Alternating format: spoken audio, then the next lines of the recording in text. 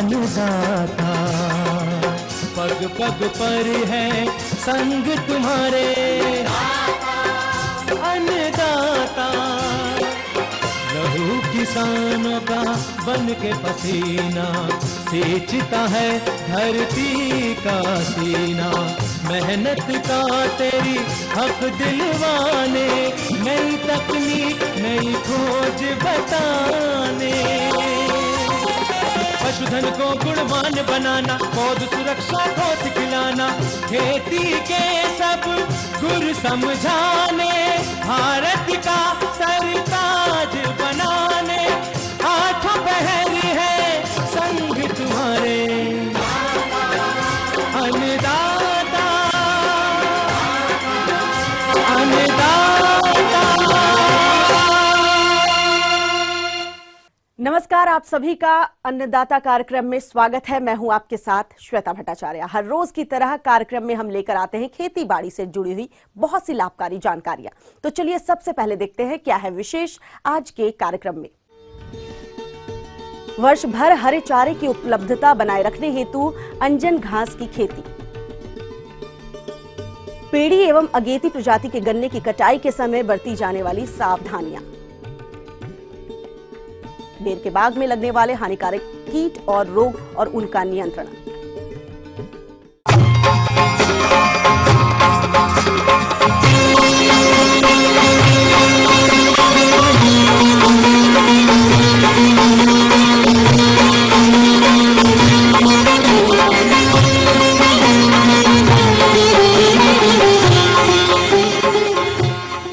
देश दुग्ध उत्पादन में विश्व में प्रथम स्थान पर है, परंतु भारत के पशुओं का दुग्ध उत्पादन अन्य देशों की तुलना में बहुत कम है, जिसके अनेक कारण हैं। इसलिए देश के वैज्ञानिक पशुओं का दुग्ध उत्पादन बढ़ाने के लिए काफी प्रयास कर रहे हैं। उन्होंने पशुओं के लिए हरे चारे की किल्लत को दूर करने के लिए एक म्यूजियम तैयार किया है। ये म्यूजियम कैसे हरे चारे की किल्लत को दूर करता है, आइए जानते हैं। नेशनल डेयरी अनुसंधान संस्थान करनाल के वैज्ञानिक। देश में दुग्ध उत्पादन प्रथम स्थान पर है। दुग्ध उत्पादन के लिए भारत में पशुओं की संख्या भी काफी अत्यधिक है। भारत के दुधारू पशुओं का दुग्ध उत्पादन अन्य देशों से काफी कम है, जिसके अनेक कारण हैं। आजकल देश के वैज्ञानिक भारत के पशुओं के दुग्ध उत्पादन को बढ़ाने में काफी प्रयासरत भी हैं और काफी हद तक वैज्ञानिकों को सफलता भी मिली है। पशुओं में दुग्ध उत्पादन को बढ़ाने के लिए किन बातों का विशेष तौर पर ध्यान रखना चाहिए, आइए जानते हैं विशेषज्ञों की जुबानी। मैं डॉक्टर BS मीणा, वरिष्ठ वैज्ञानिक, राष्ट्रीय डेयरी अनुसंधान संस्थान करनाल से बोल रहा हूँ।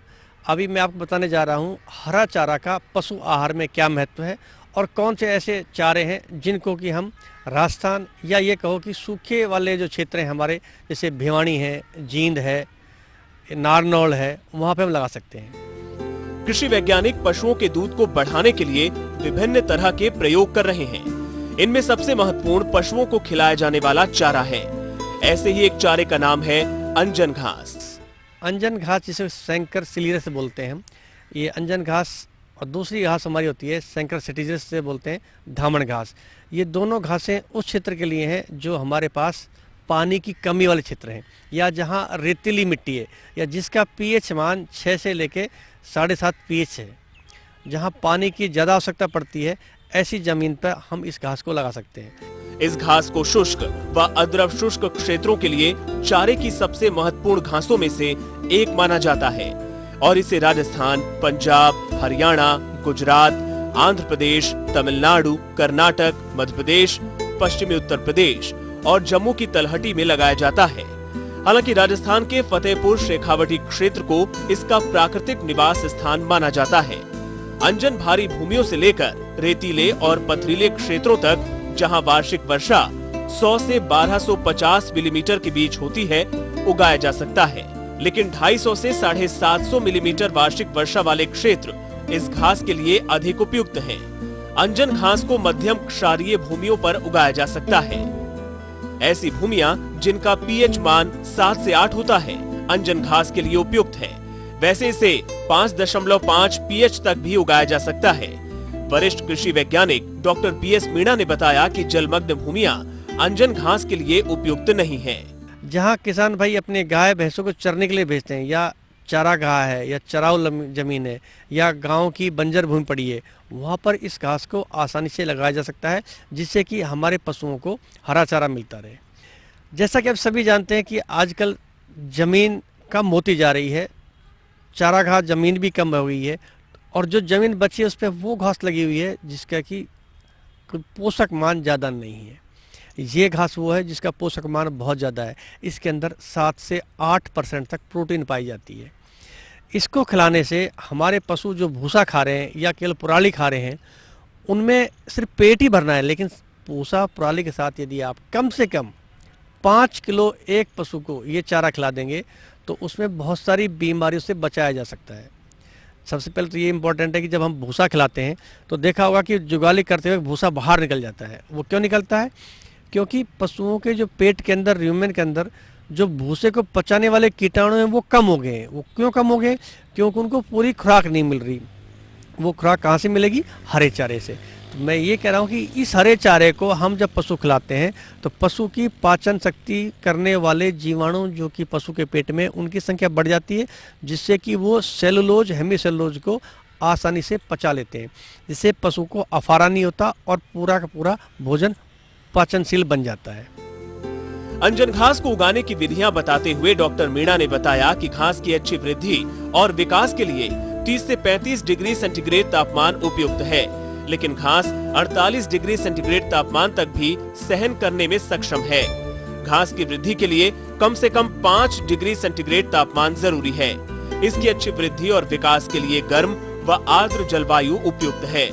ये इम्पोर्टेंट बात है कि हरा चारा खिलाने से विटामिन, मिनरल्स मिलते रहते हैं, जिससे कि पशु का स्वास्थ्य सुधर जाता है और वो समय पर गर्मी में आ जाता है। और जब नवजात बच्चा पैदा करता है तो उस समय ना तो अबॉर्शन होता है और ना ही उसमें अगले ब्याह के लिए कोई डिले होता है। हमने देखा है कि जब एक बार गाय भैंस ब्याह जाती है तो दूसरा बार वो गर्मी में आने के लिए कम से कम 3 महीने, 4 महीने, 5 महीने, यहाँ तक कि साल भर ले लेती है। उसका कारण क्या है? कि उसमें मिनरल्स की कमी है, विटामिन की कमी है। वो कहाँ से पूरी होगी? हरे चारे से। जो हमारी अंजन घास है या हमारी धामण घास है, इसको लगाएं और कम से कम 5 किलो चारा अपने पशुओं को खिलाएं। इसका लगाने का तरीका बड़ा अच्छा है। इसके आप बीज से भी कर सकते हैं और जड़ से भी। उन्होंने बताया कि अंजन सूखा रोधी घास है। इसका जड़ तंत्र काफी विकसित होता है। जड़ों का क्षैतिज फैलाव करीब 2.5 मीटर व गहराई में 1.5 से 1.75 मीटर तक पहुँच जाती है। अच्छी तरह विकसित किए गए चारागाह से वर्षा ऋतु में घास की लंबाई 1 से लेकर 1.5 मीटर तक रहती है, जबकि सिंचित भूमियों पर घास की लंबाई 40 से 70 सेंटीमीटर और गर्मियों में 60 से 85 सेंटीमीटर रहती है। जड़ें हमारा जो ये फॉरेज म्यूजियम NDRI में खुला हुआ है, यहाँ से हम जड़ें दे देते हैं किसान भाइयों को, वो ले सकते हैं।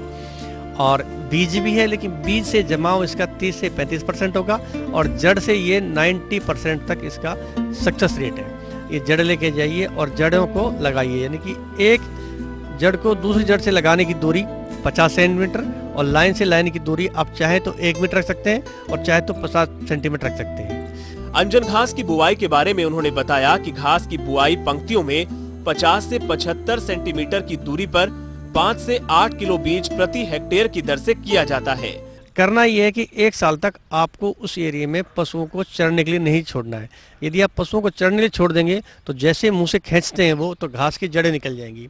एक बार जो जड़ें रोपित हो जाती हैं उसके बाद आप कर सकते हैं, लेकिन अच्छा तरीका यही है कि कट एंड कैरी सिस्टम, यानी कि खेत में गए या चरागाह जमीन पे गए या बंजर गोचर भूमि पे गए, काट के गठरी बांध के ले आए और अपने पशुओं को खिला दें। अंजन घास के चारागाह से 30 से 80 क्विंटल प्रति हेक्टेयर सूखा व 50 से 80 किलो बीज प्रति हेक्टेयर मिलता है। ये थी कुछ उपयोगी जानकारियां। अब लेते हैं एक छोटा सा ब्रेक, जल्द लौटेंगे और कार्यक्रम में आगे हैं महत्वपूर्ण जानकारियां। बने रहिए हमारे साथ।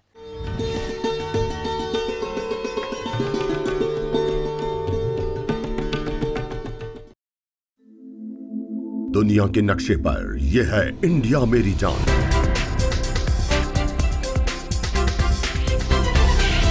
भारत थोड़ा अलग है।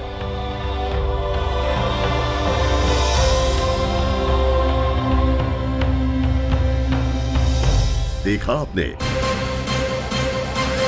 इतना सा भी छूट जाए तो सच अधूरा रह जाता है। बदलते भारत का पूरा सच, राष्ट्रीय समाचार। हर रोज सुबह 8 और दोपहर 2 बजे।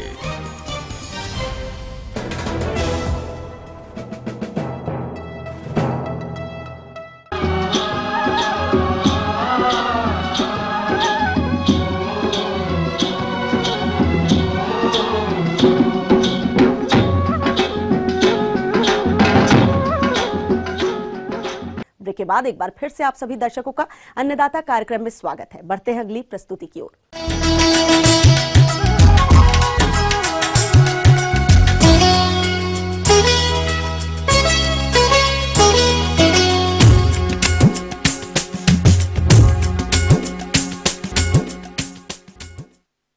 गन्ने की पेड़ी और अगेती बोई गई फसल की कटाई शुरू हो गई है तथा ज्यादातर किसान गन्ने की कटाई करके उसे मिल में भेजते हैं और कुछ किसान गन्ने से गुड़ बनाते हैं। इसलिए जो किसान गन्ने की कटाई करने वाले हैं तो उन्हें गन्ने की कटाई के वक्त और बाद में कुछ जरूरी सावधानियों को ध्यान में रखने की आवश्यकता है, जिसके बारे में विस्तार से बता रहे हैं एक कृषि वैज्ञानिक डॉक्टर संदीप सिंह तोमर।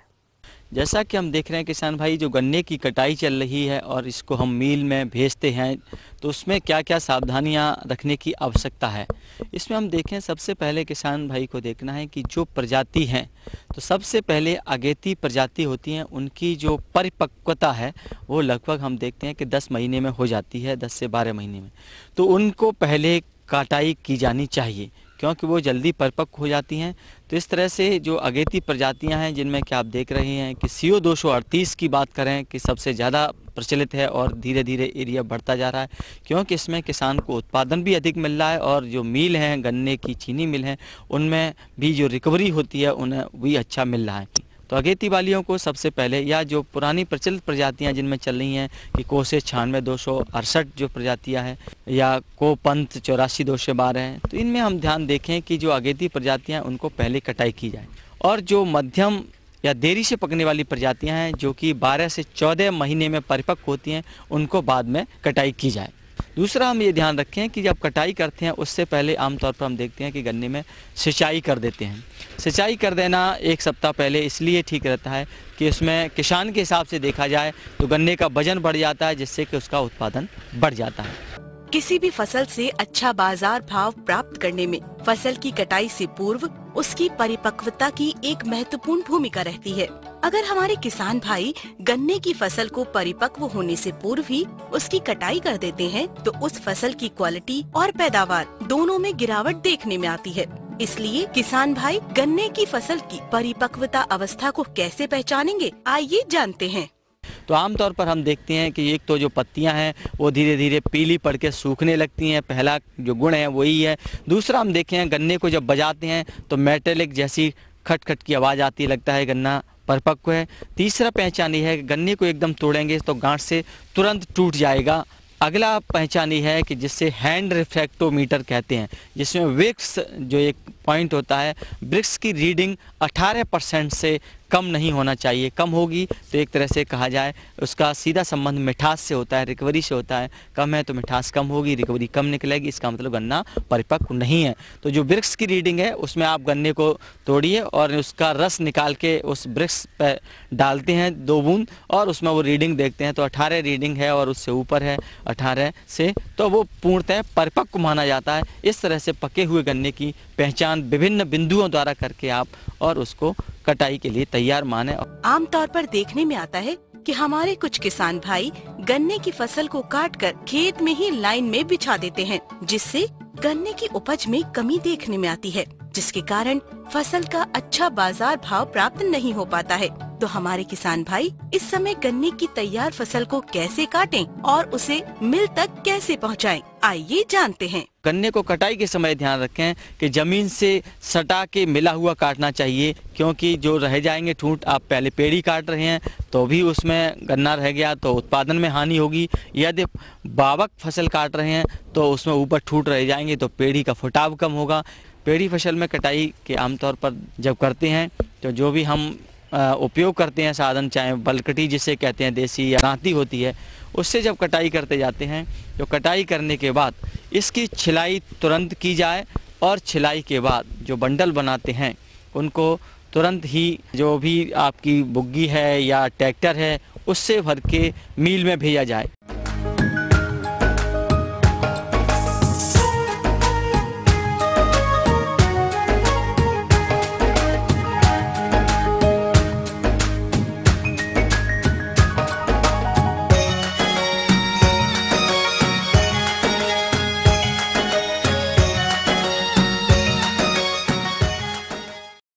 हमारे प्रदेश के जिन किसान भाइयों ने बेर के बाग लगा रखे हैं, उनके बागों में इस वक्त हानिकारक कीट और रोगों का प्रकोप देखने में मिलता है। अतः इन बागों से अधिक फलत की प्राप्त हेतु कैसे करें इन कीट और रोगों का नियंत्रण, इस विषय पर जानकारी के लिए आइए मिलते हैं एक कृषि वैज्ञानिक डॉक्टर प्रवीण कुमार सिंह गुर्जर से। प्रदेश में बेर एक प्रमुख फल पौधा है। इसमें कुछ कीट और व्याधियों का प्रकोप होता है, जिसमें सबसे जो महत्वपूर्ण है वो है फल मक्खी। और फल मक्खी से हमारे किसान भाइयों को काफ़ी नुकसान होता है। फल मक्खी का प्रकोप होने पर उन फलों का जो बाजार मूल्य कम मिलता है और उनको बहुत हानि होती है। और विशेष रूप से इस कीट का प्रकोप फलों की छोटी अवस्था में, जब वो हरे होते हैं, उस समय ज़्यादा प्रकोप देखने को मिलता है।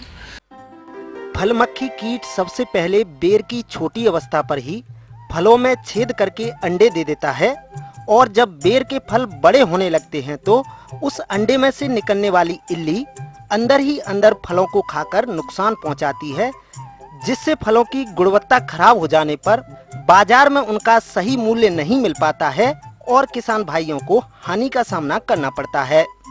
और फल मक्खी कीट से बचने का एक तरीका है, वो ये है कि हम ऐसी किस्मों का चुनाव करें जो इस कीट के प्रति प्रतिरोधक हो। जैसे गोला और सेव, ये दो ऐसी किस्में हैं जो फल मक्खी के प्रति सहनशील होती हैं या इन पर इस कीट का प्रकोप कम होता है। यदि इस कीट का प्रकोप होता है तो सबसे महत्वपूर्ण बात ये है कि हमारे किसान भाई जब भी गर्मी का मौसम आए या अप्रैल का महीना आए तो उसके बीच में गहरी जुताई करें, क्योंकि इसके जो प्यूपा अवस्था होती है या संखी अवस्था होती है वो ज़मीन के नीचे पड़ी रहती है। यदि उस समय बहुत गहरी जुताई करें तो ये ज़मीन से बाहर आ जाते हैं और तेज़ गर्मी में नष्ट हो जाते हैं। तो काफ़ी हद तक ये प्राकृतिक तरीका हो सकता है जिससे अपन नियंत्रित कर सकते हैं। इसके अलावा फल मक्खी कीट के नियंत्रण के लिए 15 से 20 यूजिनॉल ट्रैप प्रति हेक्टेयर की दर से बेर के बाग में लगा दें। यदि यूजिनॉल ट्रैप उपलब्ध नहीं हो तो एक बर्तन में गुड़ का घोल बनाएं और उसमें मेलाथियान नामक दवा 2 मिलीलीटर प्रति लीटर के हिसाब से घोल बनाकर बेर के बाग में जगह जगह रख देना चाहिए, जिसकी तरफ फल मक्खी आकर्षित होती है और उसमें गिर के मर जाती है। इस तरीके से भी आप फल मक्खी कीट का नियंत्रण कर सकते हैं। दूसरा, यदि इसके पश्चात भी यदि इसका प्रकोप होता है तो हमारे किसान भाई एक साधारण कीटनाशी है, एक तो मेलाथियोन है, उसका प्रयोग कर सकते हैं। इसमें लगभग आपको 250 ml दवा 100 लीटर पानी में डालकर यदि आप स्प्रे करते हैं तो इस कीट का अपन नियंत्रण कर सकते हैं। लेकिन इस बात का किसान भाई ध्यान रखें कि तुड़ाई के लगभग 10 दिन पहले इसका स्प्रे करें, क्योंकि तत्काल यदि स्प्रे करते हैं उसके पश्चात उसका बेद तोड़कर यदि बाजार में ले जाते हैं तो हमारे जितने भी उपभोक्ता हैं उन पर, उनके स्वास्थ्य पर प्रतिकूल प्रभाव पड़ता है। दूसरा, इसमें जो प्रमुख बीमारी है वो है पाउडरी मिल्ड्यू। इसका भी प्रकोप होने पर बहुत ज्यादा नुकसान होता है। रोग के कारण बेर की पत्तियों, टहनियों एवं फलों पर पाउडर जैसा जम जाता है, जिससे बेर के फलों का विकास ठीक प्रकार से नहीं हो पाता है और आगे चलकर उत्पादन पर इसका बुरा प्रभाव पड़ता है। इसलिए इस रोग का नियंत्रण करना आवश्यक हो जाता है। तो इसके लिए पहले तो हमारे किसान भाई ऐसी किस्मों का चुनाव करें जो इस रोग के प्रति सहनशील हो, और यदि ये रोग हो भी जाता है तो हमेशा वेटेबल सल्फर या पानी में घुलनशील सल्फर का यदि 2 से 2.5 ग्राम प्रति पानी की दर से यदि स्प्रे करते हैं समय समय पर, और आवश्यकता पड़ने पर पुनः 1 सप्ताह में या 15 दिन में यदि पुनः इसका स्प्रे करते हैं तो इस रोग से हमारे फल पौधों को बचाया जा सकता है और अच्छा उत्पादन लिया जा सकता है। लेकिन हमारे किसान भाई इस बात का विशेष रूप से ध्यान रखें कि जब भी इन दवाइयों का प्रयोग करें तो पानी की पर्याप्त मात्रा हो, अर्थात आप जब स्प्रे करें तो आपका पौधा पूरी तरह से धुलना चाहिए, पत्तियां उसकी धुलना चाहिए, तभी इसका प्रभावी नियंत्रण हो सकता है। यदि हमारे किसान भाई इन चीज़ों का यदि ध्यान रखते हैं तो अपने फल पौधों की उच्च गुणवत्ता को बनाए रख सकते हैं। दूसरा, हमारे किसान भाई ये भी ध्यान रखें कि यदि मान लीजिए आपको शीघ्र उसकी तुड़ाई करनी है या एक साथ तुड़ाई करनी है, तो इसमें एक वृद्धि नियामक, पौध वृद्धि नियामक जिसे हम इथेफोन कहते हैं, इसकी 750 ppm मात्रा का यदि स्प्रे कर दें तो इनके फलों में जो मेच्योरिटी है या उनका पकना एक साथ होगा और एक ही साथ में इनकी तुड़ाई कर सकते हैं। यानी कई बार तुड़ाई से आप बच सकते हैं और आपको उच्च गुणवत्ता के फल प्राप्त होंगे। आगे और भी है कुछ रोचक जानकारियां, पर यहां पर रुकेंगे एक और कमर्शियल ब्रेक के लिए। जल्द हाजिर होते हैं।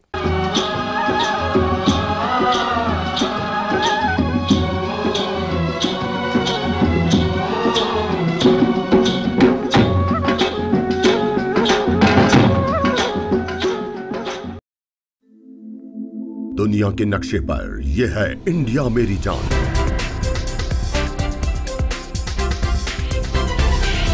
भारत थोड़ा अलग है।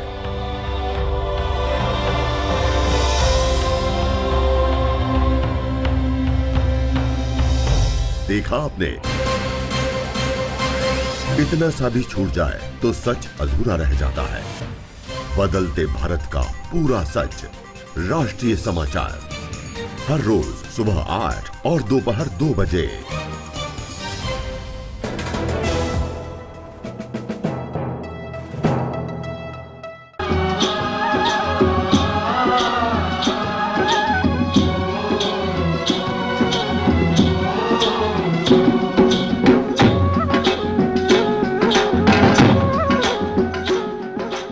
ब्रेक के बाद आप सभी दर्शकों का स्वागत है। चलिए रुख करते हैं अगली कड़ी की ओर।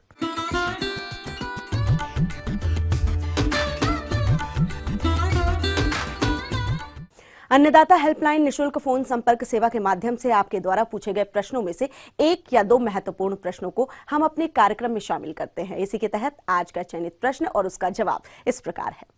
अन्नदाता कार्यक्रम में आज हमने जिस प्रश्न को शामिल किया है उसे पूछा है ग्राम सनौली, जिला पानीपत के कुलविंदर सिंह ने। आप आम के बागों में कीट एवं पाले से बचाव पर जानकारी चाहते हैं, तो कुलविंदर सिंह जी आपकी जानकारी हेतु प्रस्तुत है कार्यक्रम का यह अंश। इस शरद ऋतु में आप लोगों को बताना चाहूँगा कि जो नवीन रोपित आम की बागवानी कर रहे हैं किसान, उनको कैसे संरक्षित करें। अब पौधा हमारा पूरे ठंडक में सुषुप्ता अवस्था में रहेगा। आपको ध्यान देना है कि पूरे बगीचे की साफ सफाई करें, उसके थालों की गुड़ाई कर दें और पूरे बगीचे में कहीं भी खरपतवार न रहे। जब आप इनको रोपित करते हैं तो उस समय केवल उर्वरक का प्रयोग हम नहीं करते, मात्र खाद का प्रयोग हम करते हैं। सड़ी गोबर की खाद के साथ इनके थालों की भराई की जाती है और उसके ऊपर हम पौधों को रोपित करते हैं। वर्तमान में इनमें आप 50 से 60 ग्राम यूरिया प्रति पौधा, 150 ग्राम DAP और लगभग 60 से 70 ग्राम आपको म्यूरेट ऑफ पोटास मिक्सचर बना करके अच्छी गुड़ाई करके इनके थालों में दे करके सिंचाई कर देनी चाहिए। पौधा फलत में हो या ना हो, छोटा पौधा हो बड़ा पौधा हो, दिसंबर के महीने में प्रायः जो मैंगो मिलीबग है इसके अंडे से बच्चे जब बदली होगी, जिस समय हमारा मौसम थोड़ा सा परिवर्तित होता है, बादल हो जाते हैं, तो उस समय इनके अंडों की मैच्योरिटी हो जाती है और ये उसमें से कीड़े निकल करके रेंग कर पौधे पर पहुँच जाते हैं और अपना मल त्यागते हैं, जिससे पत्तियाँ भी प्रभावित होती हैं। तो इसलिए गुड़ाई वगैरह करके थालों में जो है आप बाज़ार में फालीडाल उपलब्ध है, 40 से 50 ग्राम फालीडाल प्रति पौधा आप थाले में जो है डाल दें तो काफ़ी हद तक आपको इस चीज़ से निजात मिल जाएगा। बगीचे में विशेष रूप से आप देखते होंगे कि कभी कभार इस समय जो है नवीन पौधों में भी गोंद का निकलना दिखाई देता है। तो छोटा पौधा है, चूँकि 1 साल का भी रोपित पौधा है, ऐसे पौधों को हम 40 से 50 ग्राम कॉपर सल्फेट ज़मीन के माध्यम से यानी गुड़ाई करके जड़ों के माध्यम से हम इनको दें, सिंचाई कर दें, तो आपको काफ़ी हद तक इससे निजात मिल जाएगा। और अगर ये भी नहीं उपलब्ध है तो कॉपर सल्फेट को एक तरह से और आप दे सकते हैं बाज़ार में उपलब्धता के अनुसार। उसमें क्या है कि 3 से 4 ग्राम कॉपर सल्फेट आप 1 लीटर पानी की दर से छिड़काव 2 बार 15 दिन के अंतराल पर करें, तो आपको गोंद निकलने वाली प्रक्रिया से भी निजात मिल जाएगा। अब रही बात कि जब पाला और काफ़ी ओस पड़ने लगती है तो इनके प्रायः देखा गया है कि इनके टाप पर जो है नौचिंजरी हो जाती, नई नई कपूलें जो हैं वो ठंड से, पाले से प्रभावित होकर के पौधे मरने के समय, तो आप बांस की खपच्ची चारों तरफ से 3 से 4 की संख्या में टट्टर के रूप में आप बना करके इन पे पुआल से या सरपत से या कुश से, कांस से, किसी भी चीज़ से आप इनके ऊपर आप आच्छादन पौधे की ऊंचाई से जो है कम से कम 1 से 1.5 फीट ऊंचा अच्छा आधारभूत ढांचा खड़ा करके उस पर आप रख करके इनको व्यवस्थित करके पाले से बचा सकते हैं।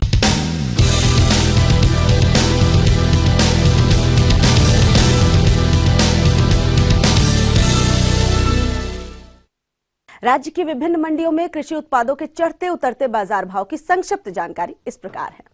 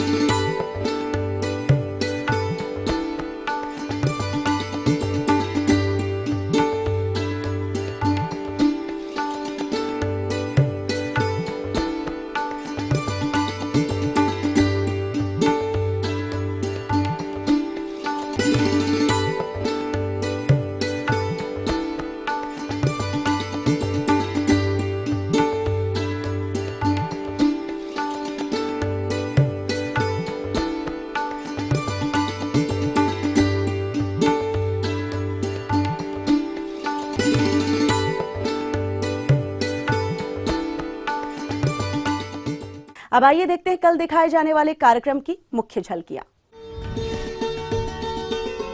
अधिक फूलों की उपज के लिए ग्लैडियोलस की फसल पर करें जरूरी प्रबंधन।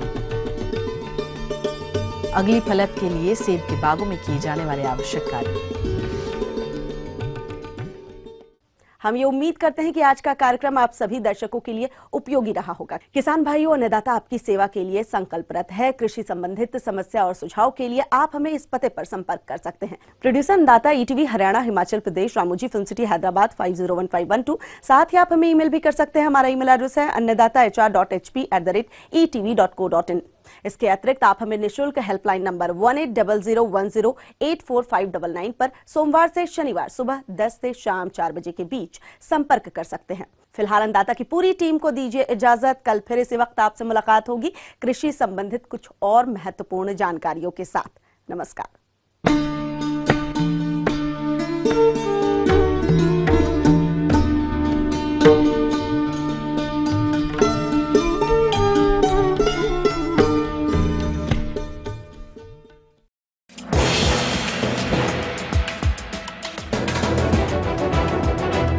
आप देख रहे हैं ईटीवी न्यूज़ हरियाणा हिमाचल प्रदेश, खबर ही जीवन है।